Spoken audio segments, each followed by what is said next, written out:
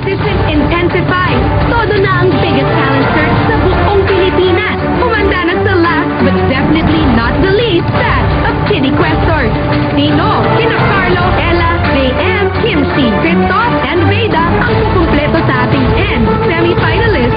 Alamin natin yan dito sa pinakamasaya at pinaka-exciting na pagsalubong sa bagong taon. The magic continues since 2011. Lahat ng questers natin dito sa Star Circle Quest ay dumadaan sa mga weekly workshops facilitated by our resident child development expert teacher P. At ang pinagdaanan ng mga questers this week, malalaman natin mula kay Pugoy. Let's watch this. Happy New Year, Ate Casey! At Happy New Year, mga kapamilya! Simulan namin ng mga questors ang 2011 ng tama. Dahil isang workshop tungkol sa pagmamahal sa kalikasan ang gagawin namin.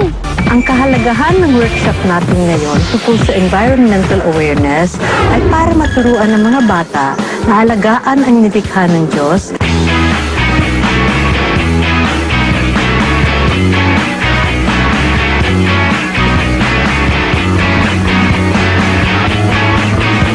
Nandito ngayon si Teacher Yo ng La Mesa Eco Park para turuan kayo kung paano i-segregate yung mga napulot niyong basura. Hi kids! Halagang malaman natin ang iba't ibang klase ng ating mga basura.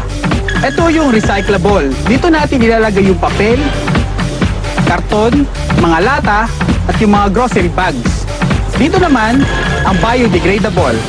Dito natin ilalagay yung mga tirang pagkain, balat ng prutas, balat ng gulay. At ito naman, yung non-biodegradable, yung mga hindi nabubulok.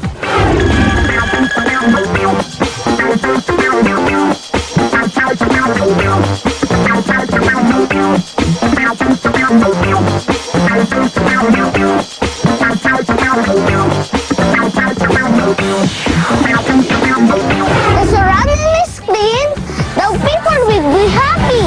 Kasi po, hindi po tayo makakapagtayo na bahay kapag po hindi po malinis yung kapaligiran. Mahalaga pong paghiwalayin yung basura para hindi na rin magbaha. Kids, nandito tayo ngayon para sa ating susunod na activity, ang tree planting. Mahalaga ang puno dahil nga ang ating kagubatan ay wala ng mga puno.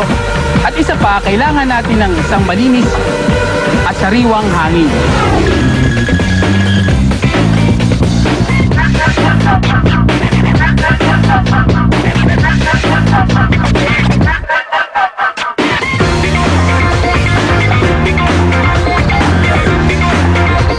Medyo nahihirapan po ako magtanim ng puno. Pero, masaya po pala. Masarap po ako na tinanim ko po yung puno. Kasi po, para po, paglaki ko po, babalikat ko po yon.